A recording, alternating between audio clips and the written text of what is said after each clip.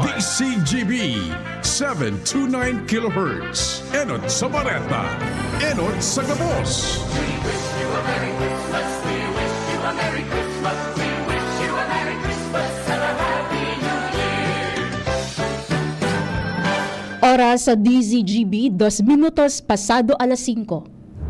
Alas 5 ng hapon, oras na para aramon ang mga maiinit na bareta kanaldaw na maruluwas sa agas sa mga periodiko, radyo asin telebisyon. Enot na madadangog ngunyan sa DZGB Bareta alas 5. Mga bareta ngunyan para sa aga. Enot na tinipon sa DZGB Newsbase. DZGB Bareta alas 5. Kaiba ang field reports kan Mega Force Patrol. Halik sa iba-ibang parte kanalbay asin kabikolan. Ngunyan, uya ang sa idong tagapagbareta.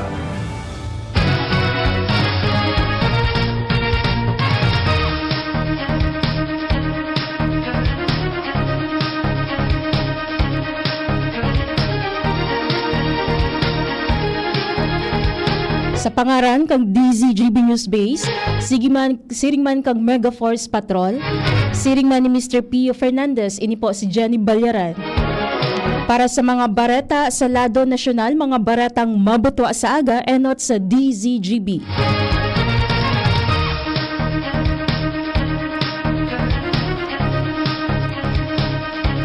Enot sa detalye kang bareta, naglatag na ang civil society organizations, religious leaders, sectoral representatives, asin pamilya, kang tokhang victims ning first ever and historic impeachment complaint laban kay Vice Presidente Sara Duterte.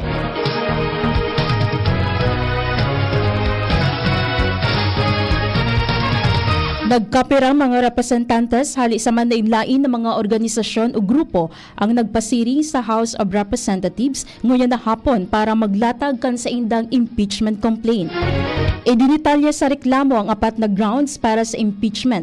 Ini ang culpable violation of the Constitution, graft and corruption, bribery, betrayal of public trust, as in iba pang high crimes. Ipag-endorso ini ni Akbayan Representative Percy Sendanya para kay dating Senador Lele de Lima.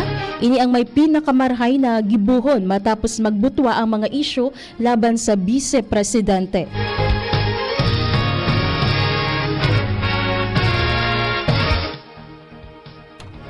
Siniguro naman kang Department of Justice na daisindang mapondo sa pagkondukta ng investigasyon laban kay Vice Presidente Sara Duterte. Ini may koneksyon sa naging assassination remarks kang Vice Presidente sa buhay ni Presidente Ferdinand Marcos Jr., Primera Dama Lisa Marcos, asin House Speaker Martin Romualdez. Sa sarong pahayag, kinumpirmar ni Justice Undersecretary Jessie Andres na pwede nang i-take over kang Office of the Ombudsman ang investigasyon laban kay Duterte sa pagsasabing pwede ining may kinaraman sa kasong plunder, bribery, graft asin iba pang kaso para sa mga opisyal kang gobyerno.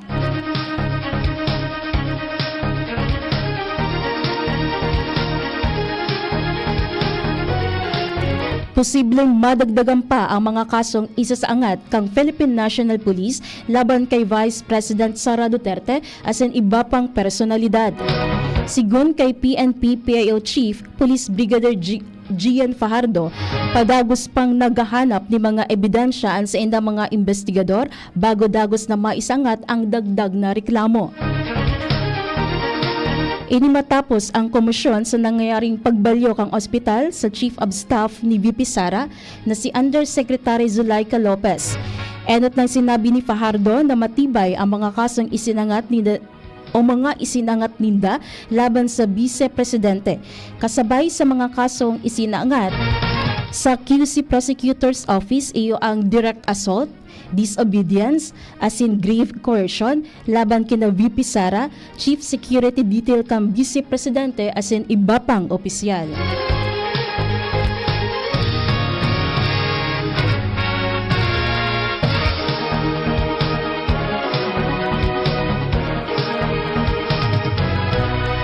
Nahihiling kang Department of Health na maabot sa 215,400 ang kabilugan na kaso kang HIV sa pagtapos kang taong 2024. Sigun sa datos kang DOH na igwaning sobra sa 40,000 o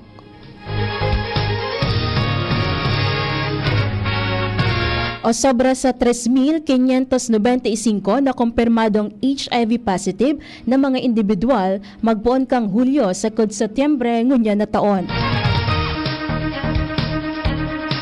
Sa nasabing bilang, nasa 28% ang igwaning advanced HIV infection sa panahon kang nasabing o sa panahon kan sa inang diagnosis. Igwama ning 50 HIV cases ang nairehistro sa nasyon kada aldaw, kung sain sobra sa 3,372 o 95% iyo ang mga kalalakihan, mantang 5% naman iyo ang mga kababaihan.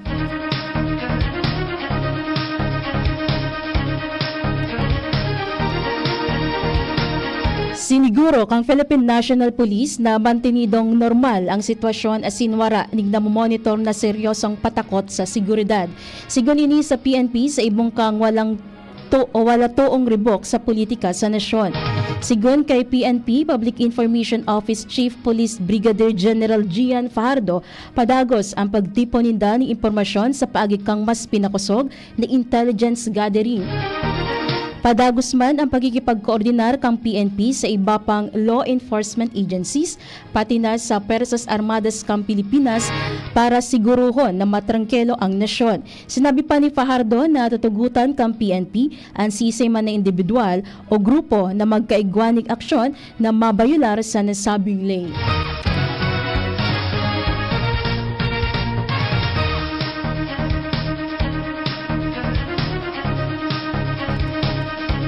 Mantinido ang promisa kang Armed Forces of the Philippines sa pagbusol kang derechos pantao sa gabos na misyon asin operasyon nagigibuhon. Ini ang tinawan doon ni AFP Chief of Staff General Romeo Bronner Jr. ngunya na aldaw kasabay kang pagselebrar sa National Human Rights Consciousness Week. Maserbiining pagirumdom sa gabos ng mga soldados na maging tagapagbantay kang ley asin taga-depensa sa derechos kang kada Pilipino. Pinagsaselebrar ang National Human Rights Consciousness Week kada Disyembre 4 sa Kudjes sa kada taon.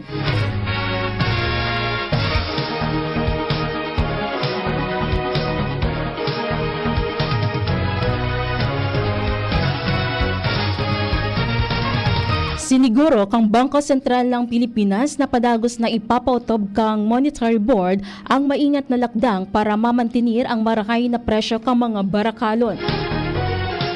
Ini ang importante para mabalanse ang pagrambong kang ekonomiya asin pagkrear kang trabaho. Sa pagkarkulo kang BSP, posibleng umabot ang November inflation sa 2.2 sagkod 3%. Ang pag-iro na ini dahil sa halangkaw na presyo kang gulayon, sira asin karne na resulta kang bagyo, halangkaw na singil sa kuryente, presyo kang produktong petrolyo asin hababang kantidad kang piso kontra dolyar.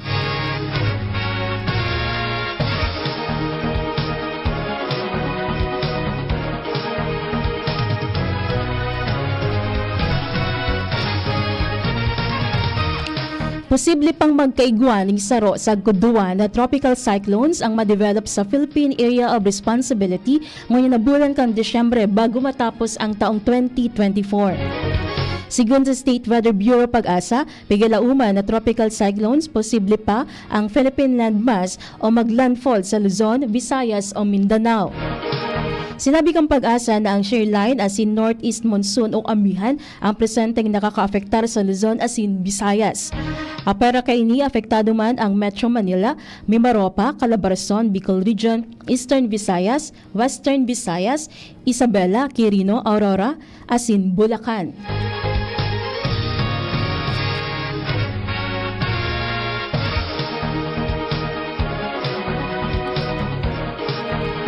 Iba pang barata sa lado nasyonal, dinagdagan kang Senado ang pondo para sa 82 na state universities and colleges para sa masunod na taon.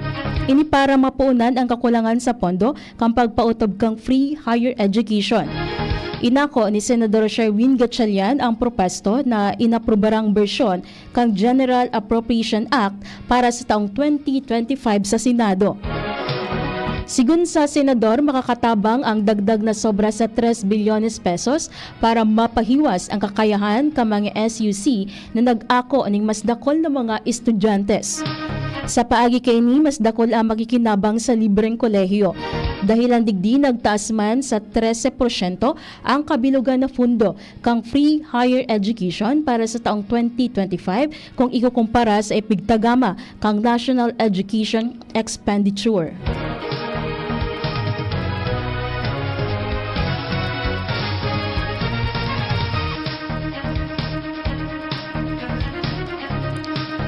Uminatras ang sobra 8,000 na operator as in driver kang public utility vehicle na nag-apply kang consolidation sa irarom kang PUV Modernization Program.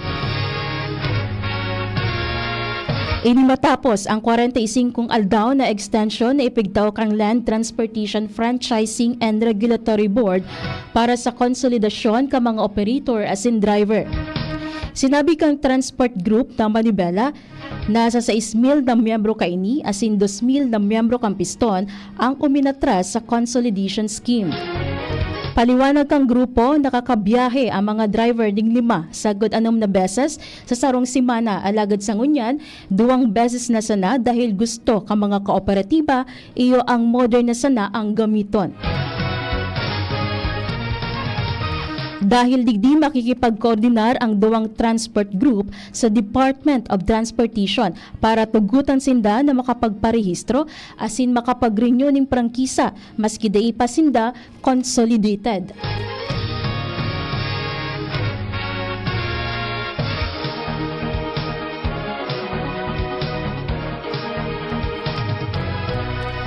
Dai papalampason kang House Quad Committee ang mga kaotikan asin panraraot sa mga miyembro kaini na pigpapalakop sa manlain-lain na social media platform kang pigasabi ng mga bayadan na vlogger. Katakod kaini ipinahayag ni Quad Committee Overall Chairman asin Surigao del Norte Representative Robert Barbers sa National Bureau of Investigation na aramon investigaran asin kasuhan ang mga vloggers na pigasabing pigbabayadan ka mga sindikato kang illegal na droga. Apera kaini ipagpaaraman kung mag-inbelto sa Philippine Offshore Gaming Operators para magpalakop kang panraraot asin kaotikan. Iba pang detalye sa sakuyang pagbabalik. Kahit always blooming bango sa Surf Fabcon. New Surf Fabcon Fresh and Blue. May 3 times amoy pawis shield. Kaya, Kahit always blooming bango sa Surf Fabcon. based on lab test and select fabric versus detergent powder only. Surf! Patuloy nating suportahan Senator Ronald Bato de la Rosa, ang tagapagtanggol ng sambayanang Pilipino. Sa Senado, sagot ka ni Bato, mahal tayo ni Bato, pagtatanggol tayo. Sa Senado, sagot ka ni Bato, matapang si Bato, ipaglalaban tayo. Sa Senado, sagot tayo ni Bato. This advertisement is paid by Ronald De La Rosa. Kung ikaw ay edad 50 pataas katulad ko, may mataas na ang risk ng manlalabo ng paningin. Mas challenging ang pang-araw-araw na gawain tulad ng pagbabasa, pagsusulat, at pagmamaneho. Ang Optin ay may lutin na maaaring makatulong sa kalusugan ng mata, nilalabanan ang epekto ng glaucoma, macular degeneration at katarata. Kitang-kita ang kalusugan. Mabibili ang Optin sa mga pangunahing butika nationwide. Mahalagang paalala, ang Optin ay hindi gamot at hindi dapat gamitin panggamot sa anumang uri ng sakit. Pre, makinig ka muna. Payong kaibigan lang ha. Work hard, play hard. Yan ang motto ko dati. Pero nakakapagod din pala katagalan. Sa gitna ng lahat ng mga puyat, inom at pagkain ng masasarap, kasama na ang oily at fatty foods, kailangan pa ring bantayan ang kalusugan. Tamang kontrol ang kailangan. Katuwang ko, ang Liverade. May silimarin na maaring makatulong, protektahan ang atay. Cheers to more good times. Be a liver lover. Mahalagang paalala, ang Liverade ay hindi gamot at hindi dapat gamitin paggamot sa anumang uri ng sakit. Ang good drinks at good food, perfect combo. Isama pa ang Liverade para sa kalusugan ng atay. Mabibili sa mga leading drugstores nationwide. May iba't ibang karamdaman ka ba gaya ng high blood pressure, diabetes, sakit sa puso, sa kidney, sa atay, may myoma, na stroke, may gallstones, cancer at marami pang iba? Ang Amazing 4 ng Miracle Health Corporation ang subukan mo. Makakatulong dahil mula ito sa epektibong Amazing Trio at mas lalo pang pinalakas dahil sa Mega 1 na mayroong 21 sangkap. Subok ng nagpapalakas ng immune system at marami na ang mga natulungan na mayroong iba't ibang karamdaman. Huwag nang patagalin pa. Alina't magpakonsulta. Maaaring pumunta kay Doc Joey Bitito sa Barangay 18, Cabangan West, Legazpi City, kaharap lang ng Bangko Sentral ng Pilipinas. O tumawag sa 0998-975-8121 or 0917-853-8933 para sa free consultation sa natural medicine. Mapapanood din ang serbisyong natural, kalusugan at bayanihan sa YouTube channel at sa Facebook page na Doc Joey Bitito. Mga tugang, si former Congressman Christopher Quito Co. Mga kahimanwa, ang Pasko, bako lang manungod sa mga regalo o dekorasyon. Ang Pasko, pagirumdum ng pagkamuot, pagkasararo, asin, pag-asa.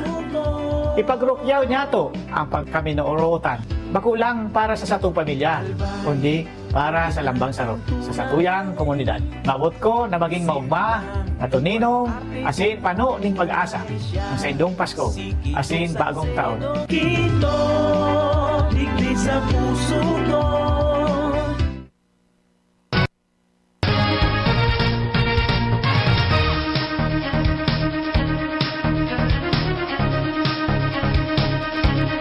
Para sa pagkapadagos sa mga bareta sa lado nasyonal, ipagpahiro ni Senate President Pro Tempore Jinggoy Estrada ang mga concerned agencies kang gobyerno manungod sa mga nanutaran na Russian attack submarine sa West Philippine Sea kang nakaaging simana. Sigun kay Estrada, makaadit ang sitwasyon dahil posibleng mabugtak sa alanganin ang kadagatan asin seguridad sa nasabing teritoryo na sentro ka mga geopolitical tensions. Naadit naman ang senador sa presensya kang foreign military assets, lalo na ang may mga kakayahan na mag-opensiba o nagpapalangkaw kang tensyon kang di pa masabutan na ribok sa sensitibong parte kang rehiyon.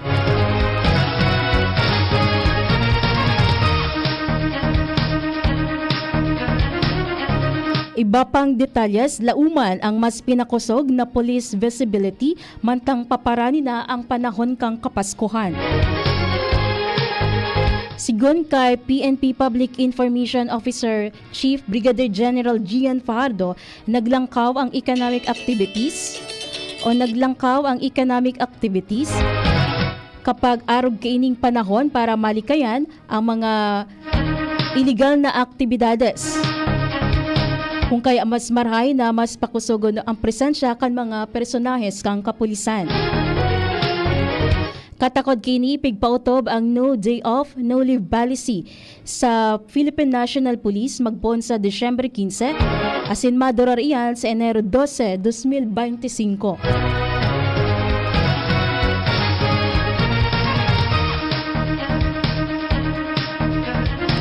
Nagpaluwas ng pagirumdom ang LTFRB sa mga commuters asin sa tahaw kang pagpuon kang Christmas rush.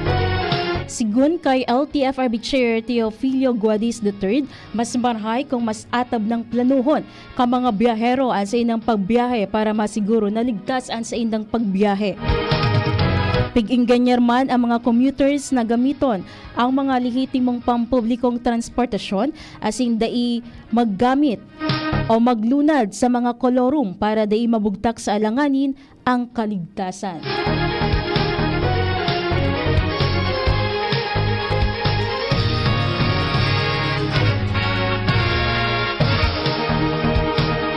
May lakdang nangunya na pinagigibo ang NAI Infra Corporation o NNIC na iyo ang private sector consortium asi nagmamanihar ngunyan kang operasyon kang Ninoy Aquino International Airport. Initanganing day na magkaigwan ni pagkapendyante kan mga flights o biyahe. Base sa isa indang pag-aadal, nasa 70% ang dahilan ka mga pagkapendyante kan mga flights dahil naman sa mga airlines as in ground handlers. Kasabay padigdi ang dahilan iyo ang aircraft change as in rotation. Magpoon kang kaputan kang NNIC ang pamamayo sa NAIA na pababa na ang bilang ka mga delayed flights.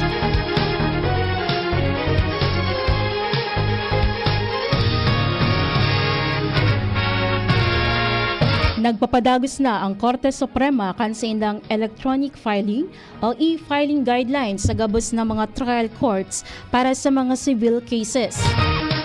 Sigun sa Korte Suprema, ini para mas maparikas ang proseso as in mapadali ang komunikasyon sa mga mag-iniribong na partido. Sa irarom kang guidelines as in Rule 13A kang Rules of Civil Procedure, ang filing as in service of non-pleadings gigibuhon sa pagpadara o pagsumite sa digital file format sa paagi kang email. Alagad ang mga complaints as in initiatory pleadings iyo ang isa sa angat ning personal sa mga korte mantang ang pagpadara ning kopya kang reklamo iyo ang ipapadara sa mga registered email o kaya sa mga accredited na courier.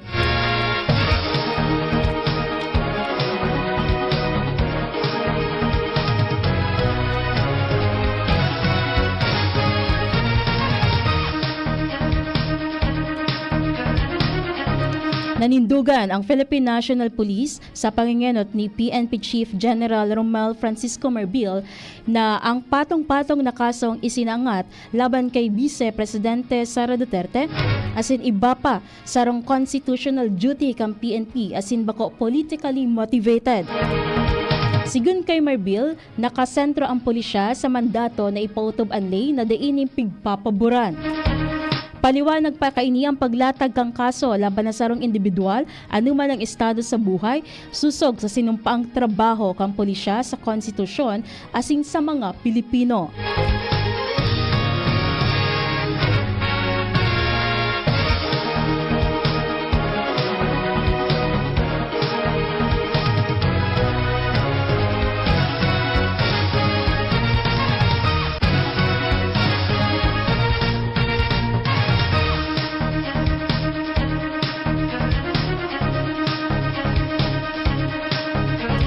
Sa giraray na binatikos ni Surigao del Norte Representative Robert Barbers ang pakikiaram kang China sa laog kang teritoryo kang Pilipinas. Ini matapos i-report kang Philippine Coast Guard ang presensya kang tulong barko kang China na Jiangyang Jiazheng o Jiacheng asin Yang o Xiangyang Hong sa laog kang 200-mile exclusive economic zone kang nasyon. Tinawan doon ni Barbers saro ini sa mga dahilan kung natapigahagad kang gobyerno ang ikonsiderar ang pagbugtak kang Enhanced Defense Cooperation Agreement sa saindang probinsya. May bentahe man ang probinsya na nahampang sa dagat Pasipiko asin may dalan papasiring sa West Philippine Sea.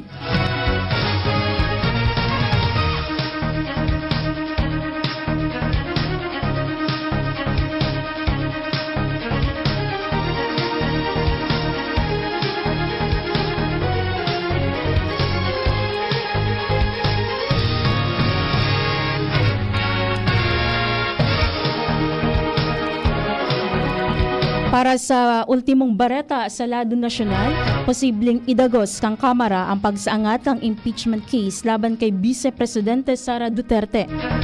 Ining pahayag ni Senador Amy Marcos sa tahaw kang pangapudan ni Presidente Bongbong Marcos na diin na ipagdagos ang paglatag ng impeachment complaint.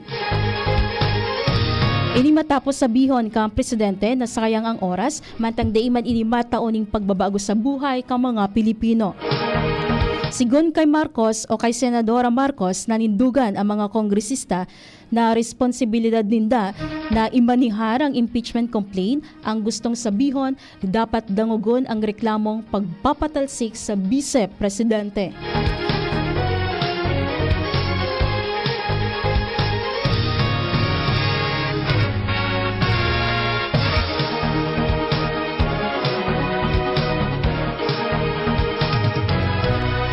Yan ang kabilugan kang detalyas ka mga bareta sa lado nasyonal, mga baretang mabutwa sa aga enot sa DZGB.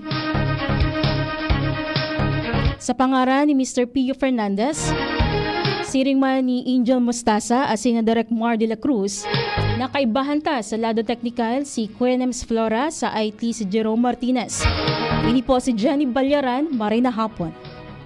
Thank you, Kong Joey San.